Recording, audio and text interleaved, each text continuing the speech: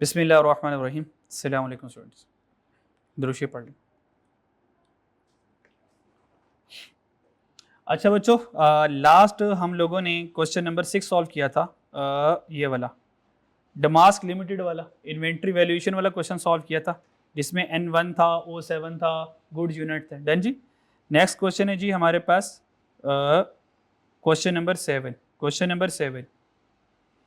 Number 7 क्या है जी? Requirement पढ़ते हैं, फिर क्वेश्चन को हम डिटेल से पढ़ते हैं ज़रा, ठीक है। रिक्वायरमेंट में क्वेश्चन नंबर 7 में वो कह रहा है prepare SIL profit and loss account for the year ended 28 February 26। 28 Feb 26 का हमें क्या बना दें? प्रॉफिट एंड लॉस अकाउंट बना दें यूजिंग मार्जिनल कॉस्टिंग, यानी कि मार्जिनल कॉस्टिंग का सवाल आ गया। मार्जिनल कॉस्टिंग का सवाल आ गया और हमें क्या करना है? प्रॉफिट एंड लॉस अकाउंट बनाना है।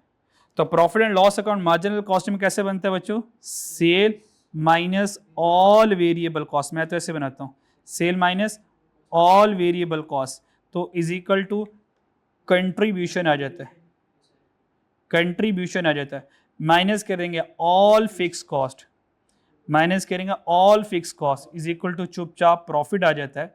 तो यहां से हमारा आंसर आ जाएगा। डन जी, क्लियर। सवाल पढ़ते हैं अब। सवाल में वो कह रहा है saffron industry limited engage in the manufacturing and sale of single product. Single product को क्या करें? मैन्युफैक्चर करके बेच रहे हैं। और following information has been extracted from SL record for the year ended 28 Feb 26। और हमें भी 28 फेब 26 के लिए प्रॉफिट और लॉस अकाउंट बनाना है। डन जी। हमारे पास सेल आ गई 25 मिलियन यूनिट से और 300 मिलियन क्या है जी? अमाउंट आ गई। और अगर यहां से selling price per unit find करना चाहें, हो सकती है सेलिंग प्राइस पर यूनिट, तो 300 मिलियन डिवाइड बाय 25 मिलियन करेंगे, क्या आंसर आता है? कितनी आ गई? 12। ये हमारे पास आ जाएगी। अगर कहीं पे इस्तेमाल करनी हो तो ₹12 पर यूनिट हम इस्तेमाल कर सकते हैं।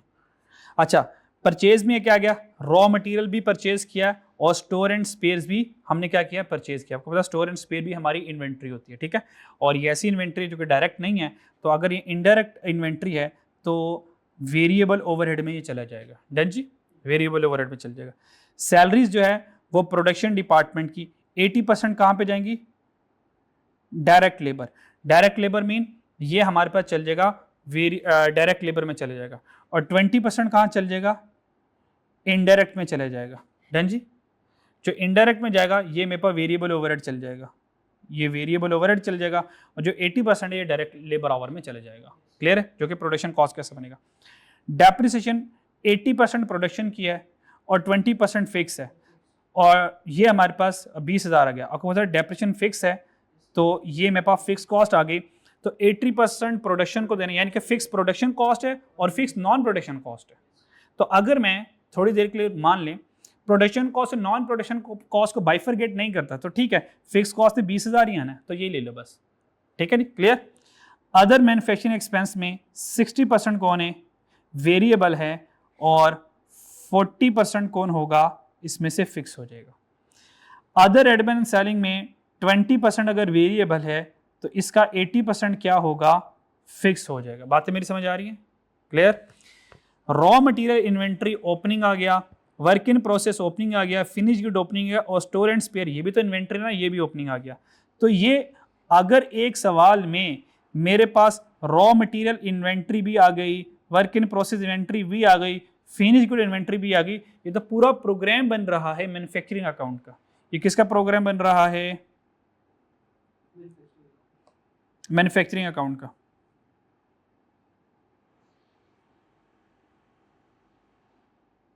ये सारा प्रोग्राम बन रहा है मैन्युफैक्चरिंग अकाउंट का। डन जी, okay. Closing inventory of raw material and store, ये अच्छा, ये ऊपर वाले सारे क्या थे? ओपनिंग। ऊपर वाले क्या थे? ओपनिंग ओपनिंग ओपनिंग, सारी ओपनिंग है। क्लोजिंग इंफॉर्मेशन, इन चारों की क्लोजिंग इंफॉर्मेशन नीचे देगा। डन जी। Closing inventory of raw material, store and spares, ये क्लोजिंग है 11.5 मिलियन और 4.58 million. Opening work in process, opening work in process consist 100,000 unit which were 50% complete with respect to both raw material and conversion. इसका मतलब जो opening work in process है वो 50% complete है। तो यहां से प्रोग्राम किसका बन रहा है भाई, ये प्रोसेस कॉस्टिंग आ गई। क्या आ गई जी, प्रोसेस कॉस्टिंग आ गई। Closing work in process 200,000 unit है जो कि 75% कंप्लीट है with respect to both raw material and conversion. ये हमारे पास ईपीयू का, यहाँ पर हमारे पास क्या बनाएंगे, ईपीयू बनाएंगे, इक्विवेलेंट प्रोडक्शन यूनिट्स बनाएंगे यहाँ पर। Opening and closing finish good, ये क्लोजिंग कौन सा आ गया, रॉ मटेरियल स्टोर आ गया, ये वर्क इन प्रोसेस का ओपनिंग क्लोजिंग आ गया, और अब ये ओपनिंग और क्लोजिंग किसका आ गया, फिनिश गुड का आ गया, जो कि 2 मिलियन ओपनिंग है और 3 मिलियन क्लोजिंग है। ये ओपनिंग आ गया, ये क्लोजिंग आ गया। यहां तो कोई मसला, आगे चलते हैं। All direct labour our 70% of indirect labour our paid on hourly basis. जो ऑल डायरेक्ट लेबर आवर है और 70% ऑफ इनडायरेक्ट, यानी कि जितने भी इनडायरेक्ट लेबर है, वैसे इनडायरेक्ट लेबर है कितनी मेरे पास 20%, यानी कि 80 का 20%, 80 का 20% इनडायरेक्ट है ना, नहीं समझ आ रहा? अच्छा, तो जो 80 मिलियन है उसका 20% इनडायरेक्ट है और उसका 70% जो होगा ये हमारे पास है इनडायरेक्ट लेबर आवर है, यानी कि ये वेरिएबल ओवरहेड बनेगा। While the remaining indirect are permanently employed, फिर जो रिमेनिंग हो गए वो परमानेंटली एम्प्लॉयज हैं, तो इसका मतलब 80 मिलियन का 20% इनडायरेक्ट है, उसका 30% होगा, वो अगर परमानेंट है तो ये फिक्स ओवरहेड में जाएगा, यानी कि वो फिक्स कॉस्ट बन जाएगी ना, फिक्स ओवरहेड में चला जाएगा, वो फिक्स ओवरहेड में चल जाएगा। यहां तो क्या मसला, ठीक है जी, इसको 80 मिलियन कर देता हूं। और SIL use FIFO method for inventory valuation. Inventory valuation FIFO method चल रही है और कोई गेन और कोई लॉस हमारे पास नहीं है, डन जी। और क्या करते हैं, मुझे प्रॉफिट कैलकुलेट करते हैं, तो प्रॉफिट के लिए मैं ये वाली इक्वेशन यूज कर लूंगा, डन जी, लेकिन मैन्युफैक्चरिंग अकाउंट के स्टाइल से। आ जाए जरा, सवाल का नाम क्या जी, Saffron Industries limited.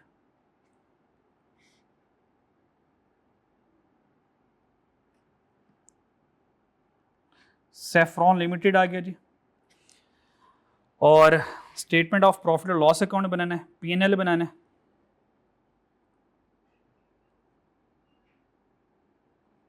Statement of profit और लॉस अकाउंट, वैसे टेक्निकली प्रॉफिट और लॉस अकाउंट होता है, प्रॉफिट एंड लॉस अकाउंट नहीं होता। और अंडर मार्जिनल कॉस्टिंग,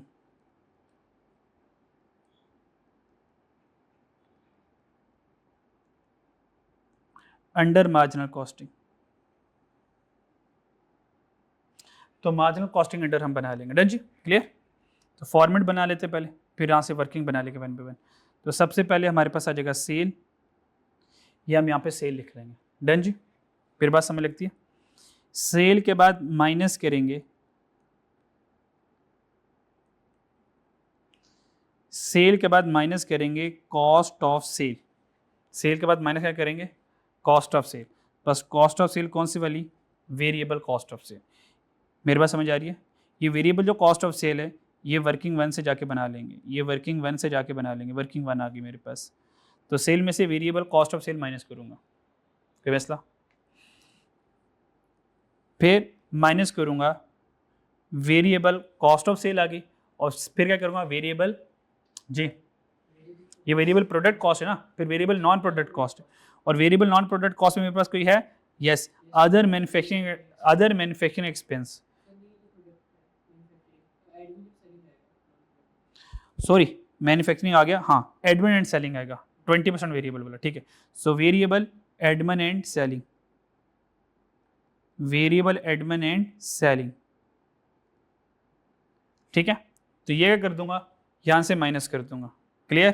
फिर क्या आंसर आ जाएगा, टोटल कंट्रीब्यूशन, क्या आ जाएगा जी, टोटल नेट कंट्रीब्यूशन या टोटल कंट्रीब्यूशन लिख लें,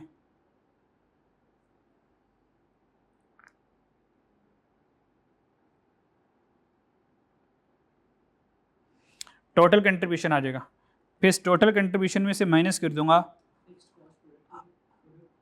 ऑल फिक्स कॉस्ट ना कर दूं। हाँ, अगर हम कंबाइन भी कर लें तो क्या फ़र्क पड़ता है?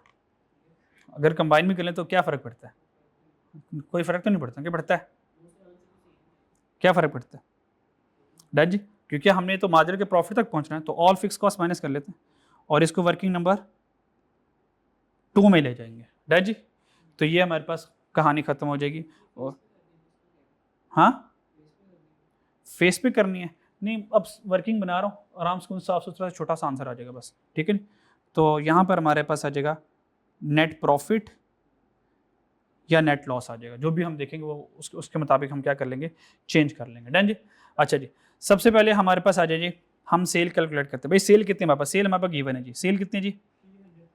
300,000। डन जी। मिलियंस में ले या रुपीस इन थाउजेंड में ले जाएं? रुपीस इन थाउजेंड में ले जाएं, ठीक है जी। रुपीस इन थाउजेंड में चले जाते हैं जी।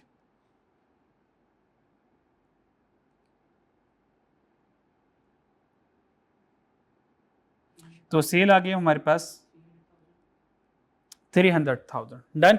असल जो हमें मेहनत लगेगी वो वेरिएबल कॉस्ट ऑफ सेल पर लगेगी, वेरिएबल कॉस्ट ऑफ सेल पर लगेगी। Done ji.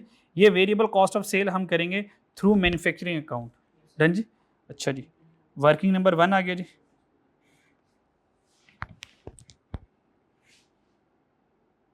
Working number 1, variable cost of sale, और यहां से मैं हिंट लिख रहा हूं मैन्युफैक्चरिंग अकाउंट।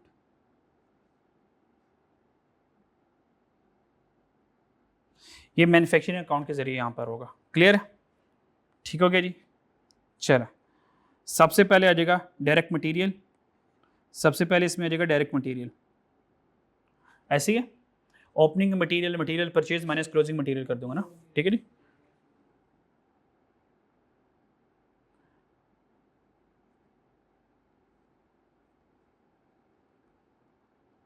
डायरेक्ट मटेरियल आ गया। डायरेक्ट मटेरियल में ओपनिंग कितना जी? ओपनिंग मटेरियल हमारे पास है 10,000, और परचेज कितना है 85,000, और क्लोजिंग रॉ मटेरियल है 11.5 मिलियन। डन जी, ये लिखवा दें तीनों मेरे पास। क्या आंसर आया? मिलियन में लिख रहा हूँ मैं। पहला क्या है? 10 मिलियन प्लस जी 85 million minus closing 11.5 million. Done जी। आंसर बताएं रुपीस इन थाउजेंड में। 83,500। ये 83,500 ये हमारे पास आ गया। यहाँ तो कोई मसला? डायरेक्ट मटेरियल के बाद आ जाता है डायरेक्ट लेबर। डायरेक्ट मटेरियल के बाद आ जाता है डायरेक्ट लेबर। डायरेक्ट लेबर बताएं उसमें क्या कह रहा है जी? डायरेक्ट लेबर कितनी है जी? 80%। 80% डायरेक्ट लेबर है। 80% कितनी है? डायरेक्ट लेबर है। डन। तो 80 मिलियन का 80% लेने, बस खत्म कहानी। 80 मिलियन का क्या आंसर आया? 64,000 आ गया। डायरेक्ट मटेरियल डायरेक्ट लेबर आ गया। डन जी। तो ये हमारे पास प्राइम कॉस्ट बन गई, पर गोली मारे प्राइम कॉस्ट को। डन जी। मटेरियल लेबर हो गया। अब अगली बारी किसकी आती है? एफओएच की आती है। डन। ठीक है, तो वेरिएबल एफओएच, क्योंकि क्या चल रही है? मार्जिनल कॉस्टिंग चल रही है, तो फिक्स वाले को यहाँ पे इन नहीं होने दूंगा मैं। तो सारे वेरिएबल एफओएच वाले आएंगे, वेरिएबल एफओएच वाले सिर्फ मैदान में आएंगे। डन। वेरिएबल एफओएच वाले में आ जाए। अच्छा जी, पहले वाला रॉ मटेरियल मेरे पास हो गया। अच्छा, परचेज एंड स्टोर, ये वेरिएबल ओवरहेड पहले वाला आ गया। कितना जी? 8 मिलियन। पर इसका ओपनिंग भी आया मेरे पास, 3,000 ओपनिंग मटेरियल आ गया, स्टोर एंड स्पेयर का इन्वेंट्री, और 8,000 परचेज आ गया, और ये 4.85 मेरे पास क्लोजिंग आ गया। Done ji.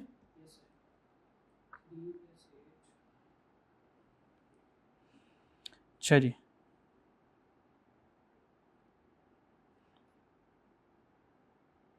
Store and spare inventory, ये सारा, ये देखें, ये ओपनिंग प्लस परचेज ये करेंगे तो ये डायरेक्ट मटेरियल ये यूज्ड है सारा के सारा। ये डायरेक्ट मटेरियल यूज्ड आ रहा है, लेबर यूज्ड आ रहा है, स्टोर एंड स्पेयर यूज्ड आ रहा है सारा कुछ। अच्छा जी, ओपनिंग कितना है? 3 million plus 8 million -4.5 million. Answer बताएं। 6420। बस जी, ये 6420 हो गया। यहाँ तक कोई मसला? अच्छा, इसके अलावा देखें वेरिएबल और कौन से सवाल में है। इसके अलावा वेरिएबल आ गया ये वाला 20% इनडायरेक्ट लेबर है जी, वो भी वेरिएबल, ये वेरिएबल में लिखा हुआ ऑलरेडी, ये भी वेरिएबल था स्टोर एंड स्पेयर वाला, और 20% इनडायरेक्ट ये भी वेरिएबल है। तो 80 मिलियन का 20% कर ले, 80 मिलियन का 20% कर ले, यहाँ तो कोई मसला? अच्छा, ये जो 80% का 20% आएगा बच्चों, 80% का 20% आएगा, ये हमारे पास क्या आ जाएगा? Indirect labour. ये इनडायरेक्ट लेबर है, ठीक है, ये मेरे पास इनडायरेक्ट लेबर है। यहां तो कोई मसला? अच्छा, यहां पर है all direct labour and 70% of indirect labour. बच्चों 70% indirect labour are paid on hourly basis. जो इनडायरेक्ट लेबर होगा वो 80 मिलियन का 20%, देन उसका 70% वेरिएबल होगा। ये पॉइंट नंबर किसने बताया? पॉइंट नंबर 4 ने बताया। तो यहां पे लिख लूंगा इस वाले के साथ, जब तुम्हें पढ़ेंगे तो पॉइंट नंबर 4 को साथ पढ़ लेंगे। क्लियर हो गया? तो 80 का 20% का 70% करेंगे तो वहां पर ये इनडायरेक्ट वेरिएबल ओवरहेड आ जाएगा।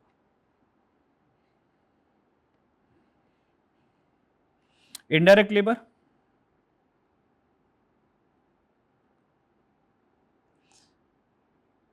जी क्या था जी? 80 मिलियन का 20%, फिर इसका करेंगे 70%, जो कि पॉइंट नंबर 4 से मुझे पता चला। और आंसर बताएं क्या आया? 11,200 आ गया। यहां तक है मसला। आगे चलते हैं। और वेरिएबल कौन है जी? ये वाला 20% वेरिएबल ओवरहेड। ये 20% वेरिएबल ओवरहेड है क्या? 30 मिलियन का 20%। किधर गया? ओह सॉरी, ये वेरिएबल नॉन प्रोडक्ट है। वेरिएबल हो तुम, नॉन प्रोडक्ट हो। और अदर मैन्युफैक्चरिंग में 60% ये वेरिएबल प्रोडक्शन ओवरहेड आ गया। ठीक है, ये वेरिएबल नॉन प्रोडक्ट है जी। 50,000 का 60% कर दूंगा, जो कि मेरे पास वेरिएबल प्रोडक्शन ओवरहेड आ जाएगा।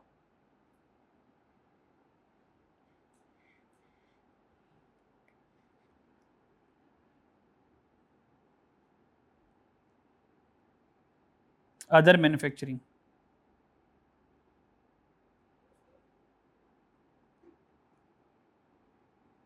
जी कितना था? 50 मिलियन का 60 है, ओके 60 मिलियन का, अच्छा 50 मिलियन का 60%। चलो, हाउ मच दी अमाउंट? 30,000। ये 30,000 हमारे पास आ गया। यहाँ तो कोई मसला? इसके अलावा कोई वेरिएबल एफ मेरे पास हो? सवाल में देखें जरा।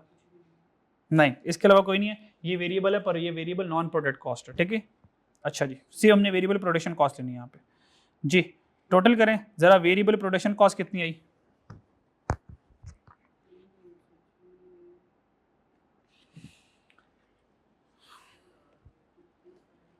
ये करंट मैन्युफैक्चरिंग कॉस्ट आ जाएगी ना, करंट मैन्युफैक्चरिंग कॉस्ट आ जाएगी। देखें जरा कितनी आती है।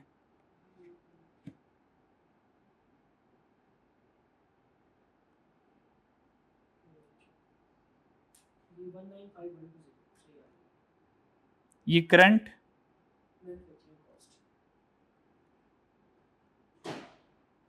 मैन्युफैक्चरिंग कॉस्ट आ जाएगी, यानी कि टोटल फैक्ट्री कॉस्ट है। क्या आंसर आया?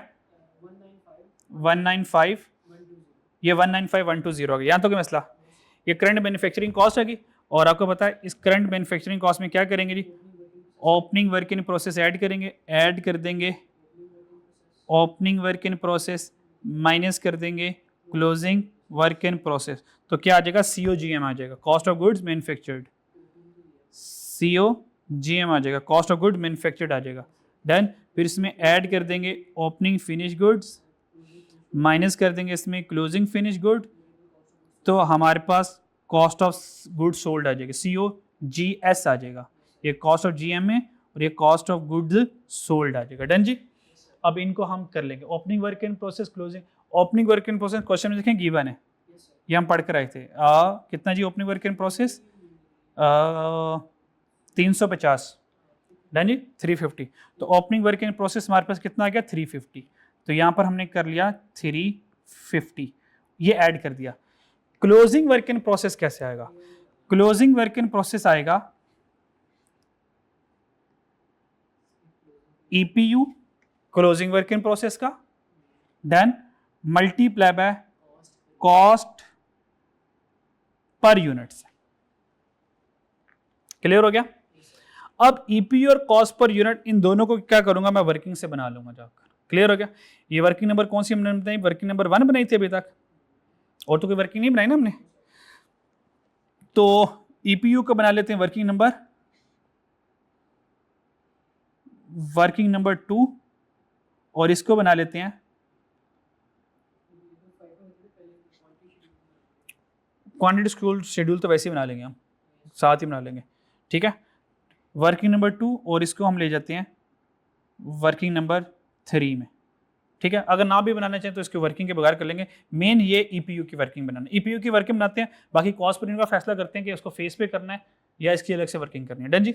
अच्छा, अब आ जाए क्वांटिटी स्केड्यूल पर।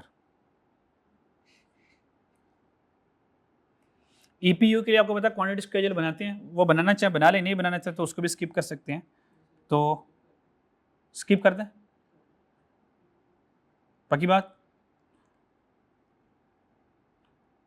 चलो बना लेते हैं, बात समझ लग जाती है ज़रा। जरूरत वैसे है नहीं इतनी, लेकिन चलो ज़रा तरतीब हमारी सेट रहती है ज़रा। क्वांटिटी स्केड्यूल आ गया, और उसके बाद हम क्या बना लेंगे, ईपीयू बना लेंगे अंडर FIFO मेथड, ये हम ईपीयू बना लेंगे। डन, जो कि हमारे पास मेन कैलकुलेशन। क्वांटिटी स्केड्यूल में हमारे पास आ जाएगा opening work in process. Opening work in process सवाल में देखें कितना है, ओपनिंग वर्क इन प्रोसेस है जी, ओपनिंग कितना है 350 पर पैसे वाला, ये नहीं लेंगे, यूनिट्स, हाँ ये 1000 यूनिट्स जो कि 50% कंप्लीट है, और क्लोजिंग कितने 2 लाख यूनिट। डन जी। अच्छा जी, 1 लाख और 2 लाख आ गया। चल आ जाए यार,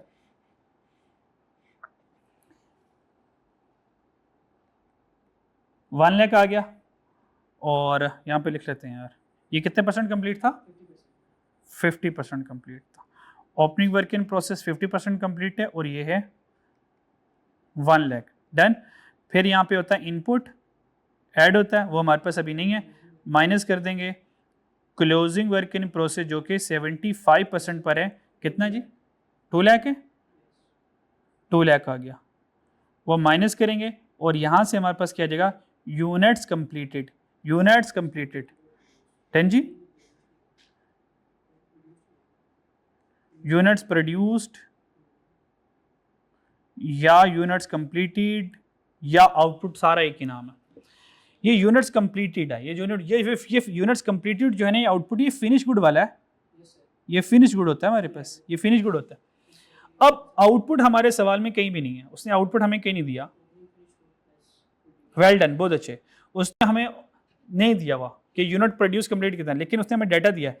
फिनिश गुड ओपनिंग किधर गया, किधर गया, फिनिश गुड ओपनिंग ये वाला लूंगा 14,000 ऐसी, और फिनिश गुड क्लोजिंग कितना है, ये वाला।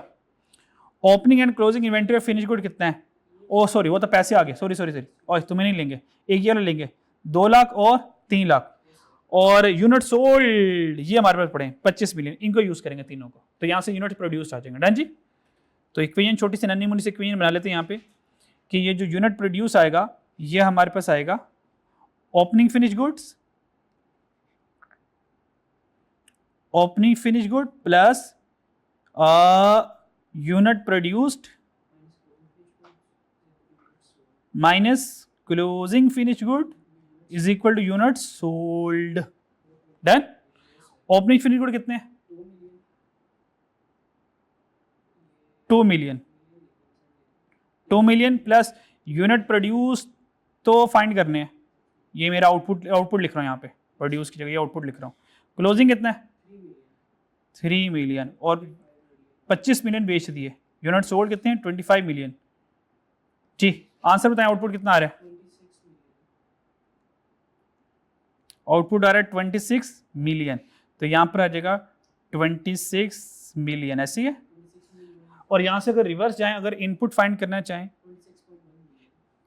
तो इसमें ये 2 लाख ऐड करें, 1 लाख माइनस करें तो 26.1 मिलियन। इसका मतलब इतने यूनिट्स पर कुल मिला के काम हुआ होगा। यहाँ तक क्लियर हो गया? ये क्वांटिटी स्केड्यूल से थोड़ी सी हमें इंफॉर्मेशन मिल गई। अब आगे ईपीयू में आ जाए।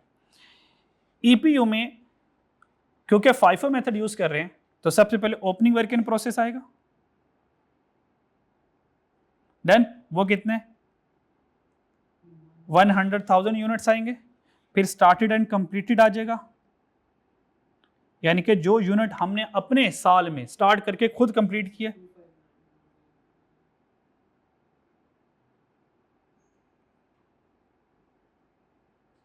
वो कितना आ जाएगा जी 26 मिलियन में से माइनस कर देंगे,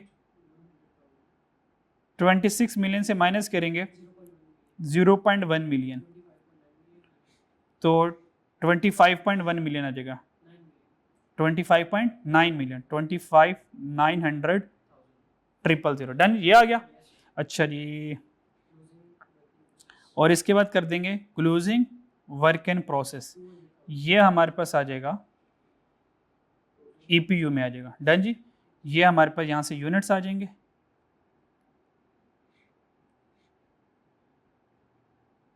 ये यूनिट्स आ जाएंगे। और आज उसने क्वेश्चन में ये कहा कि मटेरियल और कन्वर्जन दोनों सेम परसेंटेजेस पर है, तो मैं अलग अलग नहीं करना है, मैं अलग अलग नहीं करूंगा, कंबाइन नहीं करूंगा। अगर दोनों की परसेंटेज डिफरेंट होती तो मैं इनको अलग अलग करता। तो सवाल में उसने कहा कि बोथ रॉ मटेरियल और कन्वर्जन में 50% है और क्लोजिंग में भी 75% जो कंप्लीट है वो मटेरियल और कन्वर्जन दोनों के एतबार से। तो अगर यहां से मटेरियल 100 होता, कन्वर्जन 75 होता, तो मटेरियल का अलग कॉलम बनता, कन्वर्जन का अलग बनता। आज दोनों सेम ही है तो अलग अलग की मुझे जरूरत नहीं है, तो दोनों को मैं कंबाइन कर लेता हूं। तो जो ईपीयू बनाऊंगा वो material and conversion, material plus conversion. Done जी, यानी कि पूरी वेरिएबल कॉस्ट के साथ चल रही है। क्या हुआ किसमें? क्लोजिंग है, वो लिख लेता हूँ, कोई मसला नहीं, वो लिख लेता हूँ। मटेरियल एंड कन्वर्जन है बच्चों, दोनों कितने कंप्लीट हुए हैं जी 50% कंप्लीट हुए। कितने परसेंट कंप्लीट हुए? 50% कंप्लीट हुए, तो कितना आ गया 50,000। डन जी। स्टार्टेड एंड कंप्लीटेड जी 100% कंप्लीट हुए हैं जी, तो 25,900,000। और ये जो क्लोजिंग वर्क इन प्रोसेस के कितने यूनिट्स हैं 2 लाख, और ये 2 लाख कंप्लीट हुए जी 75% पर, तो ये हमारे पास पड़े हैं 75% पर। आंसर कितना आया 150,000 जी। ईपीयू के अकॉर्डिंग इक्विवेलेंट प्रोडक्शन यूनिट्स कितने आए 26.1 मिलियन, 26,100,000 ये हमारे पास इक्विवेलेंट प्रोडक्शन यूनिट आ गए। यहां तक देख लें, कोई मसला क्लियर? अच्छा, अगर यहां से मैं कॉस्ट पर यूनिट कैलकुलेट करना चाहूं, यहां से मैं कॉस्ट पर यूनिट, अगर मैं यहां से कॉस्ट पर यूनिट कैलकुलेट करना चाहूं तो current manufacturing cost, current manufacturing cost divided by ये ईपीयू के units, current manufacturing cost divided by equivalent production unit, ये हमारे पास आ जाएगा। तो आंसर कितना निकलेगा 26.1 मिलियन डिवाइडेड बाय सॉरी ये तो यूनिट्स हैं, चलो मिट जाओ, ये कितना है 195.12 मिलियन, ये वाला 195.12 मिलियन। इसको हम ये ले सकते हैं कि वर्किंग नंबर 1 से आया, वर्किंग नंबर 1 से 195.12, तो ये हमने लिया है वर्किंग नंबर 1 से। क्या आंसर आया 195.12 मिलियन डिवाइडेड बाय 26.1 मिलियन, तो कॉस्ट पर यूनिट कितना आया हमारे पास, तो कॉस्ट पर यूनिट आ गया 7.48 रुपीज, 7.48 पर यूनिट, ये हमारे पास आ गया कॉस्ट पर यूनिट। डन जी। यहाँ तक कोई मसला क्लियर? पक्की बात, देख लो यहाँ तक, देख लो कोई मसला क्लियर? ये कॉस्ट पर यूनिट 7.48 आ गया। चले अब यहाँ पर आ जाए जरा, क्लोजिंग वर्क इन प्रोसेस में ईपीयू में आई। क्लोजिंग वर्क इन प्रोसेस के इक्विवेलेंट प्रोडक्शन यूनिट कितने थे क्लोजिंग के? 150, और कॉस्ट पर यूनिट कितनी आई है? 7.48। डन जी, तो मल्टीप्लाई करवा देते हैं।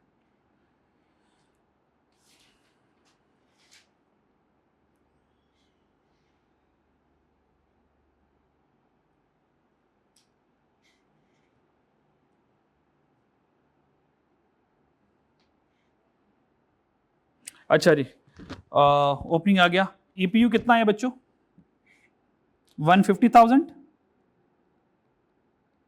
ऐसी है। Multiply by cost per unit कितना था? 7.48।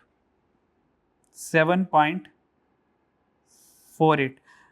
इसको वर्किंग नंबर 3 नहीं कह रहा, वर्किंग नंबर 2 ही कह रहा हूं, उसी में सारा हुआ हुआ। डन जी, क्लियर? ये कॉस्ट पर यूनिट कैसे आया बच्चों? इसको अंडर वर्किंग नंबर, ये सारा वर्किंग नंबर 2 है, मतलब वर्किंग नंबर 2 रखा हुआ सारा। संभाल लोगे इसको, या अलग अलग वर्किंग 2, 2.1, 2.3 करना है ऐसे? समझ आओगे, समझ लगी? अच्छा जी,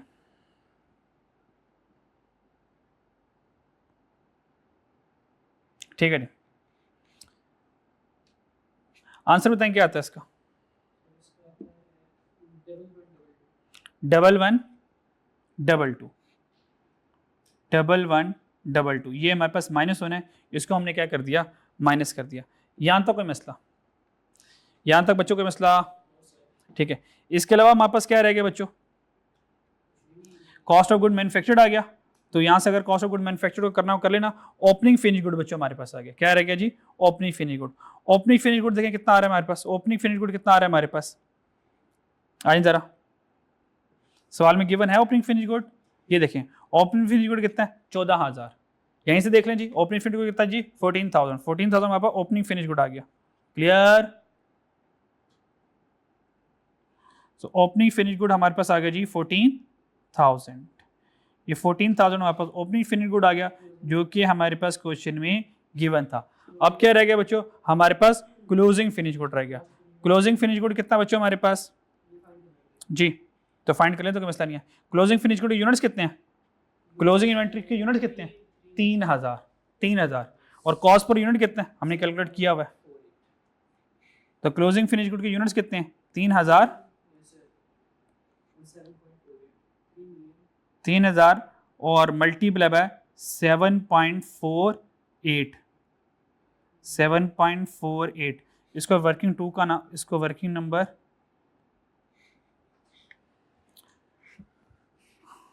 वर्किंग 2, इसको वर्किंग 3 का नाम दे दो यार। कितनी लेंथी वर्किंग संभाल लेंगे? संभाल लेंगे बस, ठीक है।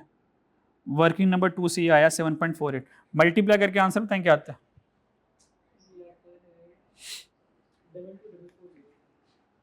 22,440। ठीक है। कॉस्ट ऑफ गुड्स सोल्ड देखेंगे आते हैं। हाँ हाँ, यहाँ से लेके यहाँ तक चलना ना अब जी।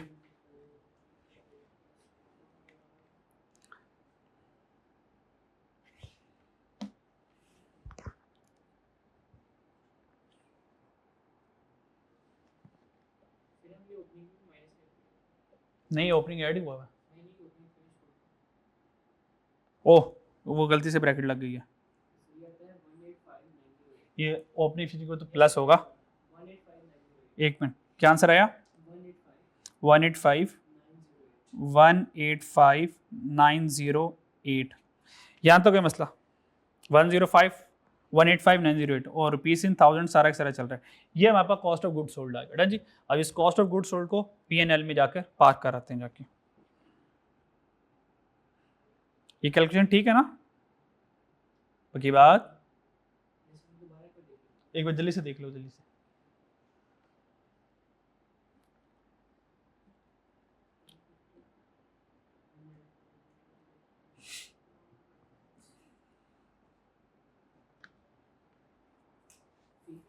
ठीक है, 185,908 यहाँ पर आ जाए, यहाँ पर आ जाए। वर्किंग नंबर 1 से आ गया हमारे पास, क्या था जी? 105 105, क्या आगे क्या था, 948, ओके 185,908, ठीक है। ये वेरिएबल कॉस्ट ऑफ सेल आ गया, डन जी। वेरिएबल एडमिन ऑफ सेलिंग हमारे पास कितनी जी, वेरिएबल एडमिन ऑफ सेलिंग कितनी जी, 30 मिलियन का 20%। ओह, इसको ड्रिप की जरूरत पड़ गई है।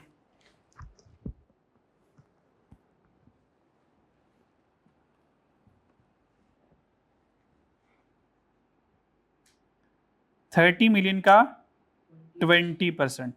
ये वेरिएबल एडमिन सेलिंग कैसे है बच्चों, ये आया ये वाला अदर एडमिन एंड सेलिंग, ये वाला बच्चों other admin and selling 20% variable non production है, तो 30 मिलियन का 20% ये हमने ले लिया। आंसर क्या आया, 6,000, बस 6000 आता है, ठीक है, माइनस कर देंगे 6000, तो यहाँ से आ जाएगा हमारे पास टोटल कंट्रीब्यूशन जी 108092, ये हमारे पास आ गया। All fix cost, all fix cost के लिए वर्किंग नंबर 2 तो नहीं बनी, तो वर्किंग नंबर 3 में ले जाते हैं इसको। फिर वर्किंग नंबर 2 में तो हमने ईपीयू को जगह दे दी। ऑल फिक्स आ जाए, ऑल फिक्स को जरा नीचे ना कर दूं, इधर कर दूं, इधर ही कर दूं, ठीक है, आंसर तो यहाँ पे आ ही रहा है ना। तो वर्किंग नंबर 3 है जी, ऑल फिक्स कॉस्ट, सारी की सारी फिक्स कॉस्ट जो भी मिलेगी सारे को यहाँ पे पार्क करते रहते हैं। चलिए अब बाइफरकेट करने की जरूरत नहीं है, फायदा नहीं है, मुझे सारी सारी फिक्स कॉस्ट लिखना ही है, 2 उधर लिखूं 10 उधर लिखूं, क्या फर्क पड़ता है। अच्छा जी, ऑल फिक्स कॉस्ट पे आ जाएं। सबसे पहले यहाँ से स्टार्ट करते हैं, ये वाली 80 का 20% इनडायरेक्ट है, और पॉइंट नंबर 4 में हमने पढ़ा था, पॉइंट नंबर 4 में पढ़ा था हमने यहाँ पे जाके, ये वाला 80 मिलियन का 20% का 30% ये फिक्स ओवरहेड बनेगा हमारे पास। डन जी, पक्की बात।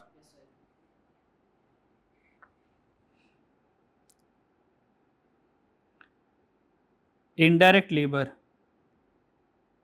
कैलकुलेशन करवाएं, 30 मिलियन का, एक मिनट, 80 मिलियन का 20% और उसका 30%, आंसर कितना आया 4800।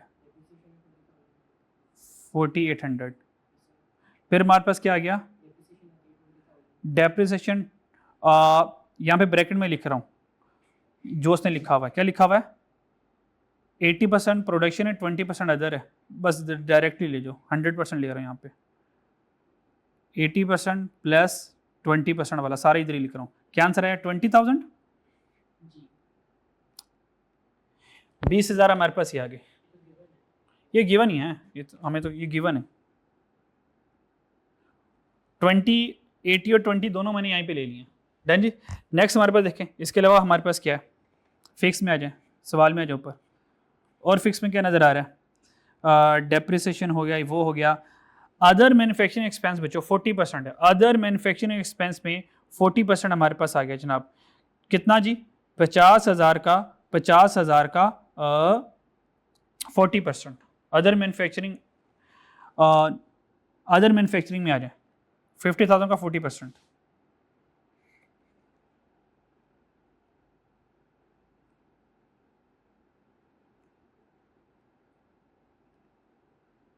जी 50,000 का 40%। अगर आप इसको fix production cost, fix non production cost भी कर लें तो कोई मसले वाली बात नहीं है, इस तरह भी कर लें फिर भी कोई मसले वाली बात नहीं है जी। 50 मिलियन का 40%, आंसर कितना आया, इसका 20,000 आ गया, सारे हो गए, एडमिन में सैलरी रह गए,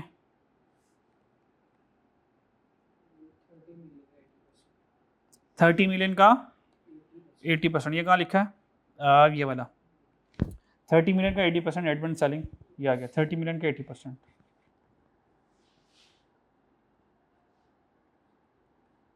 आंसर 24,000। टोटल करें ज़रा, कितना आया,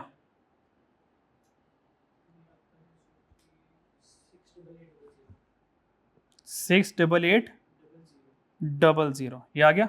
इसको पार करें वहाँ पे जाके पार करें 68800 तो माइनस कर देते हैं 68800 डन जी। And here is our final answer.